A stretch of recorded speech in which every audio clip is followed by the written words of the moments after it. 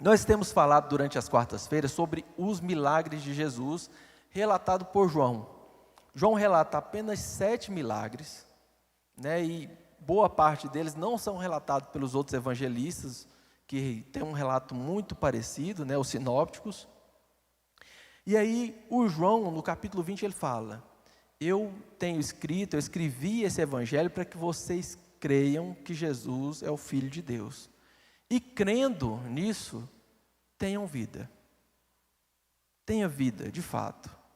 Né? A gente sobrevive, sem Cristo a gente sobrevive, mas recebendo a Cristo como Filho de Deus, de fato, nós temos vida. E o João escreve com esse propósito. Então, cada milagre relatado aqui é para que a gente entenda o poder que Jesus tem.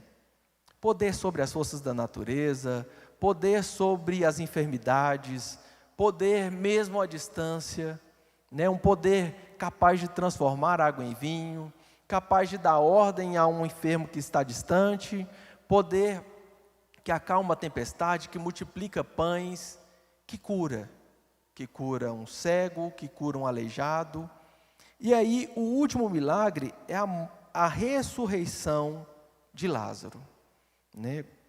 É quando a morte bate à nossa porta. E quando eu falo de morte, eu falo de situação que a gente não tem controle.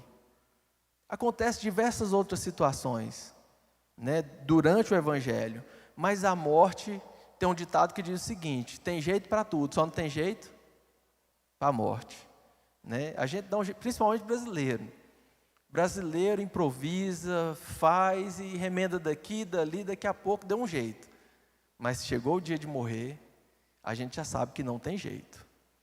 E é uma coisa que preocupa a todos, porque a morte vai bater a nossa porta. Eu costumo dizer que quando alguém completa mais um ano de vida, né, as pessoas, mais um ano, eu falo, não, é menos um. Vocês estão fazendo a conta errada. A conta é menos um. A gente precisa estar atento, porque a qualquer hora a nossa senha é chamada, né? E a gente não sabe a hora que a senha vai ser chamada. O fato é que vai ser chamada a senha. Então, a morte chega a uma casa em Betânia. E aí, o texto do capítulo 11 de João começa dizendo que havia um homem chamado Lázaro.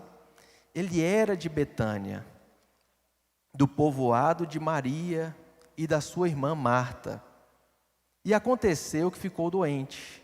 Maria, sua irmã, aconteceu que Lázaro ficou doente. Maria, sua irmã, era a mesma que derramara o perfume sobre o Senhor e lhe enxugara os pés com os cabelos. E então as irmãs de Lázaro mandaram chamar Jesus. Senhor, aquele a quem amas está doente. E ouvindo isso, Jesus disse: essa doença não acabará em morte, é para a glória de Deus, para que o Filho de Deus seja glorificado por meio dela. Jesus amava Marta, a irmã dela e Lázaro. No entanto, quando ouviu falar que Lázaro estava doente, ficou mais 2 dias onde estava. Esse relato é o relato mais longo em se tratando de milagre. Ele dá mais quando depois do milagre e a repercussão dele são mais de 50 versículos. Mas o texto aqui começa relatando, né? Nós não vamos ler o texto inteiro, né, para não tomar tempo e a gente ganhar tempo na explicação. A maioria das pessoas conhecem o texto, a maioria das pessoas conhece essa história. Então nós vamos ler algumas partes. E a primeira é essa. Havia um homem que o texto diz que ele era amigo de Jesus. Ele era próximo. E aí mandam dizer, olha, Lázaro, o seu amigo, não é outro Lázaro aí, não é qualquer Lázaro, pode haver outros Lázaros aí, mas o Lázaro, seu amigo, está doente. E aí as irmãs dele mandou chamar o Senhor, porque a coisa lá está feia. Jesus estava a uma distância de aproximadamente uns 90 quilômetros. Ele vai para a região do Jordão, distante da Judéia, porque na Judéia o pessoal queria matar ele. Os judeus queriam matar ele por causa das declarações, dele afirmar ser o Filho de Deus, dele afirmar ser o Messias. E era contrário à percepção que eles tinham de Messias, de escolhido de Deus, a forma em que Jesus veio. Eles esperavam alguém que viesse para reinar, que se colocasse como um rei, né, sentasse num trono, alguém de família nobre, né, e vem um carpinteiro, vem um homem que foi criado em Nazaré, né, e no início do ministério alguns chegam a dizer, poderia vir alguma coisa boa de Nazaré? Né? Não tem como vir alguma coisa boa de lá. Então, ele vai para a região de Jericó, nas mediações ali do Jordão, para fugir das pessoas que queriam tirar-lhe a vida, ainda não era o momento. Mas chega essa notícia até ele. E o texto diz que mesmo ele amando, ele amava a Marta, a irmã dela, que no caso Maria, e a Lázaro. Mas ele ficou mais 2 dias. Estranho, né? Porque quando a gente fala em amor, e amor aqui, o termo que João usa é o termo ágape. É o mesmo termo que se usa para falar do amor que Deus tem por nós. Um amor que ultrapassa, né, os limites humanos. Aquele amor que não espera nada em troca, que é capaz de dar a vida pelo outro. O mesmo amor que Jesus usou para morrer na cruz por nós. É o amor que a gente descobre quando nasce um filho. A gente acha que ama, né? E aí quando nasce um filho, surge um amor dentro de nós que nós não conhecíamos até aquele momento. E eu estava até explicando para a Heloísa, né, essa semana, que quando você pensa assim, não, eu descobri um amor que não tinha dentro de mim, né? Um negócio aqui que não dá nem para dizer, calcular como que é esse amor. E aí você pensa, vem 2 filhos, e aí, vai dividir esse amor? Não, no segundo multiplica. Quem já tem 3 sabe que esse amor, né, vai só aumentando, ele nunca diminui. E aí, é esse termo que João usa de ágape, e não de filéu, um amor de amizade, ou um amor de qualquer outro tipo, mas sim o amor verdadeiro. E Jesus fica. Eu fico imaginando se falarem para mim assim, olha, seu filho está doente. Alguém que você ama muito está doente. Na hora eu saio e vou atrás para ver o que aconteceu. Basta um filho gritar, ai, né? E a gente já corre para ver o que aconteceu. Um neto, né? Por neto o amor fica muito maior, não fica, irmão Onésio e irmã Raquel? Né? Lourdinha. Então, Jesus, mesmo amando essas pessoas, ele fica mais um tempo. E aí, depois de 2 dias, ele segue viagem. Né? Jesus, no versículo 17, diz que ao chegar, Jesus verificou que Lázaro já estava no sepulcro havia 4 dias. Então Jesus chega, Lázaro já havia morrido. Quando falam que Lázaro estava doente, ele fala, essa doença não é para a morte. Aí ele chega, o Lázaro está morto. É controverso, né? Até um certo tanto. Mas ele diz que, ao invés de morte, Deus seria glorificado. Então, agora, de fato, Deus vai ter que ser glorificado de verdade, né? E de forma bem expressiva. Porque, ao invés de doente, agora o homem está morto. Uma coisa, gente, é orar por um doente, né? Outra coisa é orar por quem está morto. Eu confesso que eu até tenho coragem de chegar em alguém que está doente, botar a mão e orar. Eu sei que Deus cura, eu sei que Deus também ressuscita, mas eu acho difícil você chegar na beira de um caixão, né, num sepulcro, e dizer, agora é hora de você ressuscitar, levanta, vem. Né? Jesus chega e o texto diz que Lázaro já estava sepultado havia 4 dias. Também fala que algumas pessoas veio de Jerusalém, porque o local não era tão longe de Jerusalém, e eles vêm e estão acompanhando as irmãs. Marta é a primeira a sair, e ela fala, olha, se o Senhor estivesse aqui, meu irmão não teria morrido. Porque a gente começa a se questionar diante de algumas coisas que dá errado. A gente começa a pensar, se Deus estivesse olhando para essa situação, não teria acontecido dessa forma. Né? Então Marta vem com esse olhar e fala, se o Senhor estivesse aqui, meu irmão não teria morrido. Ele fala, olha, fique tranquilo, eu sou a ressurreição e a vida. Seu irmão vai ressuscitar. Ela, sim, lá no último dia. Porque ou a gente imagina que Deus vai fazer na hora que a gente queria, se não fez na hora que a gente queria, aí então assim, lá no último instante, na ressurreição dos mortos, Ele vai ressuscitar. Por quê? Já que não aconteceu na hora que eu queria, eu acho que o poder de Deus está limitado. E não vai ser agora. Né? Quase sempre, quando as coisas não acontecem no nosso tempo, a gente tende a achar que o problema está em Deus, e Ele não tem capacidade de resolver aquela situação. Então, Jesus manda chamar Maria, Ele não entra na cidade, manda chamar Maria, e aqui da agora para frente, eu vou fazer uma leitura, do versículo 33 em diante. A Maria vem, o texto relata que ela vem, e começa a chorar, e fala a mesma coisa para Jesus. Ao ver chorando Maria e os judeus que a acompanhavam, Jesus agitou-se no espírito e perturbou-se. Onde colocaram? Perguntou ele. Vem e vê, Senhor, responderam eles. Jesus chorou. Então os judeus disseram, veja como ele o amava. Mas alguns deles disseram, ele que abriu os olhos do cego, não poderia ter impedido que este homem morresse? Jesus, outra vez, profundamente comovido, foi até o sepulcro. Era uma gruta com uma pedra colocada à entrada.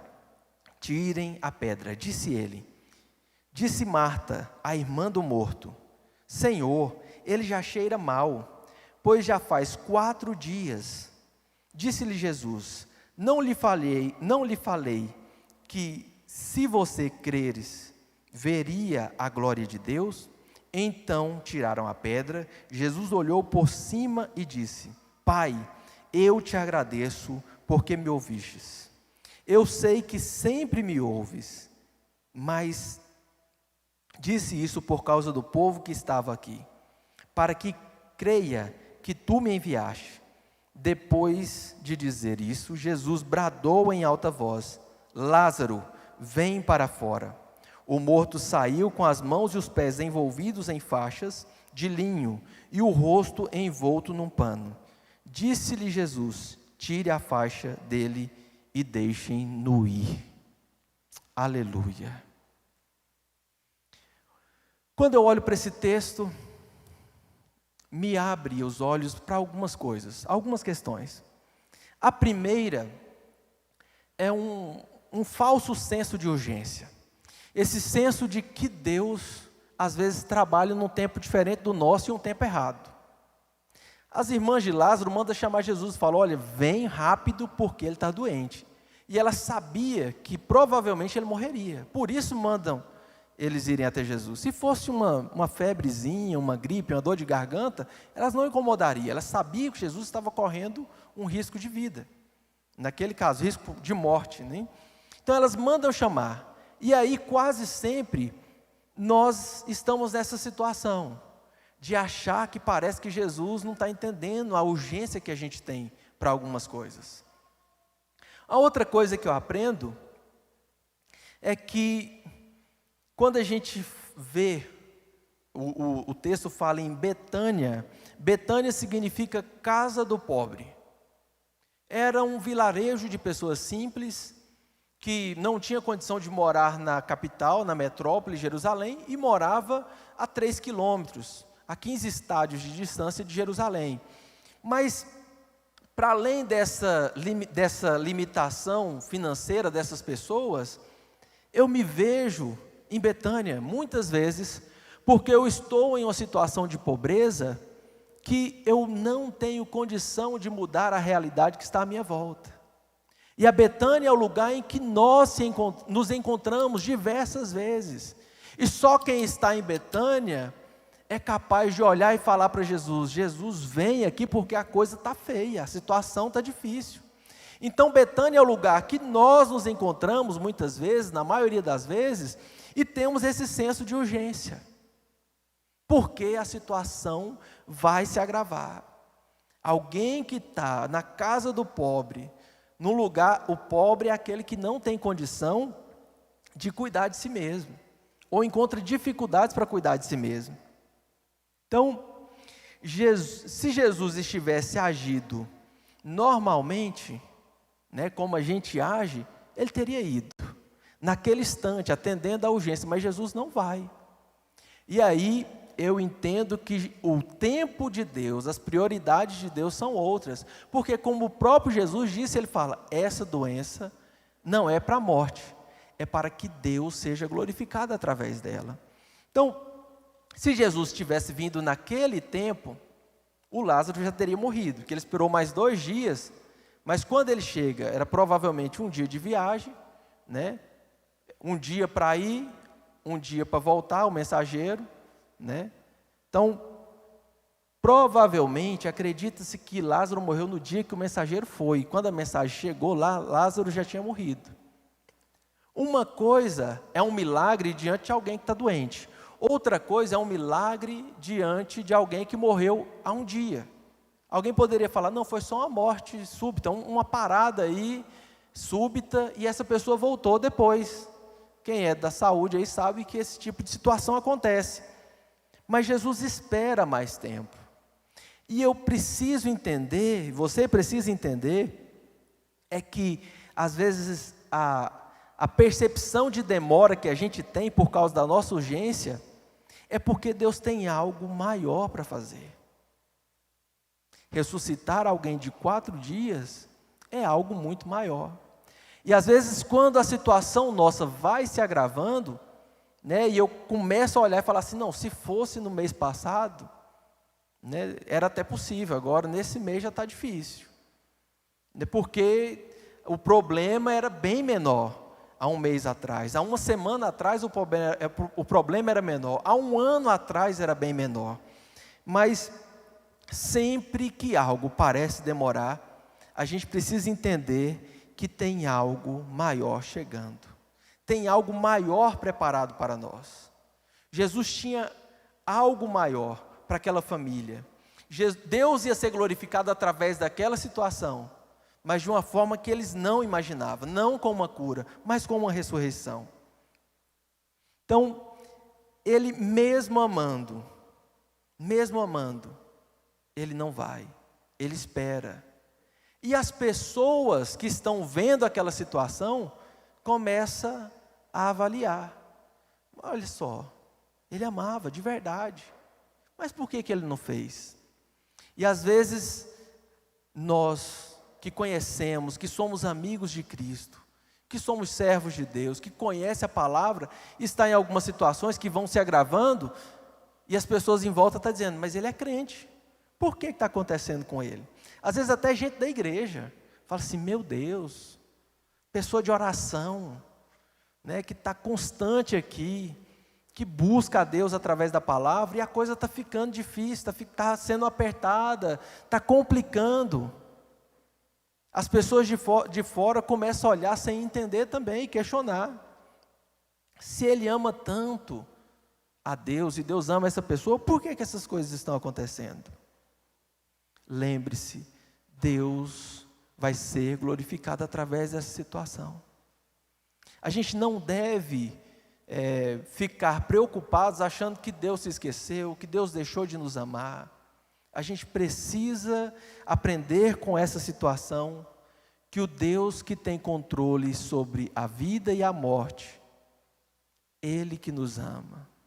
É Ele que espera, a iniciativa partiu dele, de esperar, para que no momento certo Deus fosse glorificado, e Ele vai ser glorificado através da sua vida.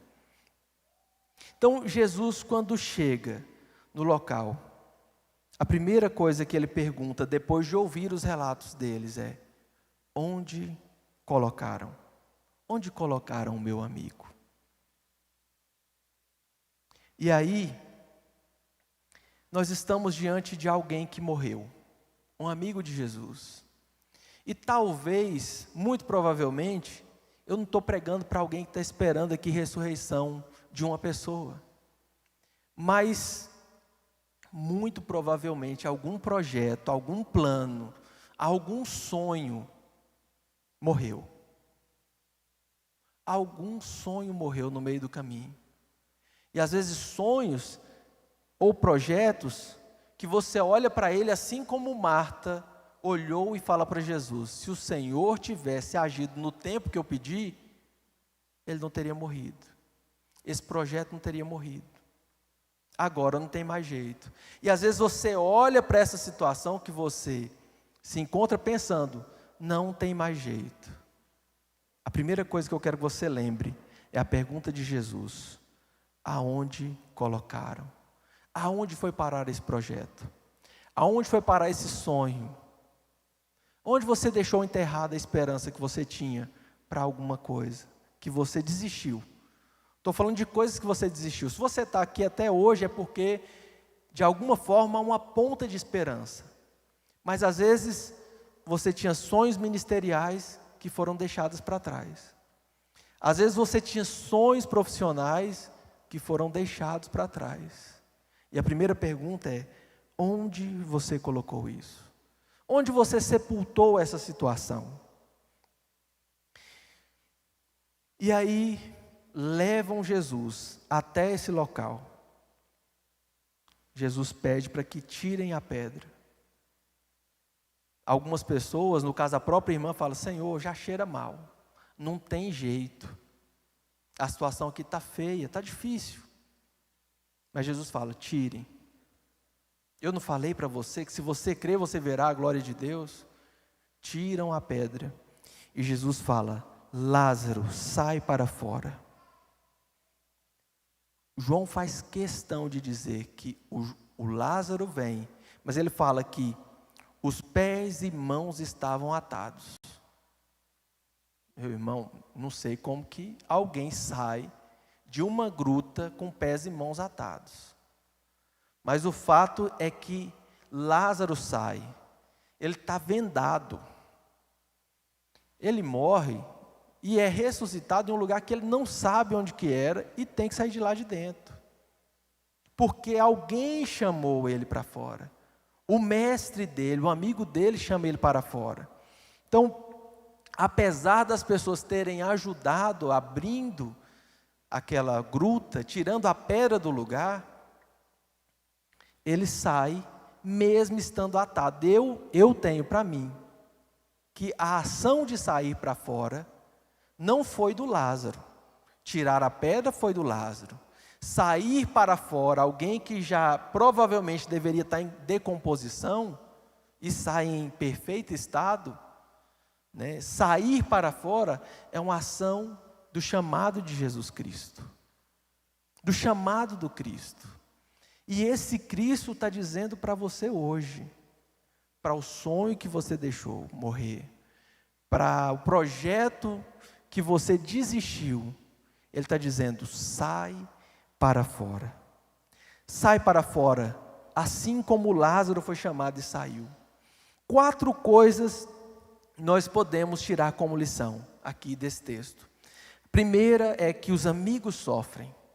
Servir a Deus, ser fiel a Deus, não vai isentar de você de passar por dificuldades. A outra coisa é que a demora da ação de Deus, na nossa perspectiva, faz com que o quadro agrave. Mas lembre-se, é para um propósito maior, é para um milagre maior. Então, se você já em algum momento pensou assim: por isso aqui eu não vou orar mais, eu já desisti. Mesmo que você tenha desistido, achando que só no último dia é que algo vai acontecer, eu quero dizer que Jesus marcou esse encontro com você hoje, para ressuscitar esse projeto, para ressuscitar esse sonho. Se você de fato acreditar, porque Ele fala: olha, tirem a pedra. E ela fala: não tem jeito. Ele fala: se creres, verás. Então dependeu deles crerem e tirarem a pedra. Jesus dá a oportunidade deles participarem desse milagre. A outra coisa Jesus pergunta hoje para nós: o que está sepultado? Sonhos, projetos, ministério. Eu faço essa pergunta para você: o que você sepultou? O que você desistiu? Pensando assim, já orei muito por isso, e eu até pedi muito a Deus, mas mesmo eu imaginando que Ele me ama tanto, e que Ele queria tanto ver esse projeto dar certo, assim como Ele queria ver Lázaro bem, eu desisti, porque não veio, né? Eu já sepultei isso. Então, o que você já sepultou? Do que você está a ponto de abrir mão? A outra coisa leve Jesus até esse lugar. Jesus está dizendo: aonde você colocou isso? Aonde você perdeu a esperança? Aonde você desistiu? E remova a pedra. É noite de você remover a pedra, de sair do seu conforto. É noite de você sair do seu conforto e ir até o lugar onde você desistiu e dizer: Senhor, está aqui. Está aqui, e eu não tenho capacidade mais de orar por essa pessoa, de querer que essa pessoa seja mudada, seja transformada, porque eu já orei demais, eu já pedi demais. Está difícil esse casamento, está difícil esse emprego, está difícil como eu vejo a minha família trilhar alguns caminhos, meus filhos, irmãos. Senhor, eu já tentei de tudo, mas parece que não tem jeito. O convite do Jesus, relatado por João, que tem poder sobre a morte, que 2 semanas depois desse episódio, ele mesmo vai ser sepultado, e sai do túmulo sem que ninguém tenha que remover a pedra, que vence a morte, que quebra toda maldição que foi lançada no Éden. Maldita é a terra por causa de ti, maldita serão as próximas gerações por causa de ti.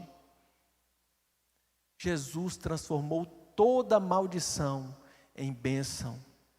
2 semanas após isso, Ele mesmo venceu a morte. Ele mesmo ressuscitou. E não ressuscitou assim como Lázaro para voltar para um corpo que depois adoeceria e morreria novamente. Ele ressuscitou em um corpo glorioso para nos direcionar, e nos espera em um lugar onde Ele enxugará dos nossos olhos toda lágrima. Ele nos espera em um local onde não haverá mais dores, nem sofrimento. O Jesus que levou sobre si todas as nossas dores, o castigo que nos traz a paz, estava sobre Ele. Então esse Jesus pergunta para você hoje: o que você sepultou? Ele te convida a levar Ele aonde você desistiu, aonde você deixou enterrado esse projeto, esse sonho. Ele te convida a ir até esse lugar, onde você desistiu de interceder, desistiu de clamar, achando que Deus não agiu no tempo que você queria. E esse Senhor sobre a morte, que venceu a morte, Ele te convida a tirar a pedra do lugar. E eu queria que você se colocasse de pé nesse instante. A igreja do Senhor se colocasse de pé. Durante essa semana, enquanto eu li esse texto, eu encontrei diversas coisas, diversas situações, onde eu entendi que era necessário voltar até esse lugar e tirar a pedra, para que Jesus pudesse ressuscitar. Esperanças que foram deixadas para trás. Porque nós temos essa tendência de, depois de algum tempo, achar que não tem mais jeito e desistir. Eu sou mestre em desistir. Mas eu sei que Jesus Cristo não desiste de nós. Ele não nos abandona. E Ele tem prazer em cuidar de nós nos mínimos detalhes. E antes da gente interceder, como sempre faz por todos que estão aqui, com imposição de mãos, né, dos obreiros dessa igreja, eu queria que, se você tem alguma coisa que gostaria de que Jesus tirasse de dentro do sepulcro, que você gostaria que Jesus mudasse o quadro, algo que você já desistiu, mas que você entende que o Senhor sobre a morte, alguém que venceu a morte, e que venceu a morte para te garantir o direito de vida eterna, alguém que tem você como amigo, que tem você como irmão, Ele é o primogênito de muitos, alguém que morreu no nosso lugar para que nós fôssemos reconciliados com Deus. E se você tem algo que você gostaria de que Jesus tirasse do sepulcro, porque você já enterrou, você entendeu que não tem capacidade para mudar, que você desse um passo à frente, e eu vou orar por você. E eu vou orar por você porque eu sei que hoje é dia de ressurreição de projetos, ressurreição de ministério, ressurreição de sonhos. Se você vier até a frente, eu vou orar com você. E eu sei que lá do alto, Jesus está dizendo: vem para fora, sai para fora, sai para fora, e novas coisas acontecerão. É tempo de viver um novo tempo, acreditando em quem tem poder para mudar o que não somos capazes de mudar, para mudar aquilo que nós olhamos e falamos, não tem condição, e já passou muito tempo, e cada vez está ficando mais difícil, e cada vez o quadro só piora, até o ponto de eu dizer, acabou, eu desisti. Jesus não desistiu de você, e Ele marcou esse encontro, marcou o hoje, para ressuscitar os planos dEle para você, ressuscitar a sua esperança, o seu ânimo. Aleluia. Tem mais alguém que quer dar esse passo de confiança, de dizer, Senhor, está aqui o meu projeto, está aqui aquilo que eu desisti, está aquilo que eu queria tanto, e eu desisti, só o Senhor pode ressuscitar isso. Não fique envergonhado, nós estamos entre irmãos, nós estamos em família, somos o corpo de Cristo. Aleluia, aleluia, vamos orar. Pai querido, nesse momento está aqui a tua igreja, os meus irmãos. Deus, só o Senhor sabe o quanto essas pessoas lutaram, o quanto elas insistiram, e por um tempo tudo ficou escuro, tudo parecia não haver mais esperança, não parecia haver mais saída, mas nesse momento, Jesus, nesse momento, ó Pai, nós estamos aqui, reconhecendo a nossa incapacidade, a única capacidade que temos é dizer, Senhor está aqui, Senhor, eu tiro a pedra e deixo o Senhor agir. Senhor, e na autoridade do nome do Teu Filho Jesus, eu declaro, Senhor, que seja ressuscitado, que seja restaurado, que seja reescrito histórias, Senhor. Que tudo que pareceu ser uma aparente derrota, ó Deus, que se transforme em glória, glória para o Teu santo nome, a ponto das pessoas dizerem, isso não era possível, isso não é possível, não é mesmo, porque é uma ação sobrenatural de Ti, Senhor, não vem de mim, não vem da capacidade de nenhum obreiro aqui da Essência de Vida, mas vem de Ti, ó Pai, e eu declaro a vida sobre esses projetos, sobre esses sonhos, Senhor, restaura ministérios, ó Pai, Restaura, Senhor, a esperança da tua igreja, Senhor. E eu declaro a bênção do Senhor sobre a vida de cada um dos meus irmãos que estão aqui. Aleluia, é o que eu te peço, ó Pai, em nome de Jesus. Em nome de Jesus. Irmão, nem saia daqui da frente, você que já veio. Os obreiros vão estar ungindo vocês, como nós fazemos todas as quartas-feiras.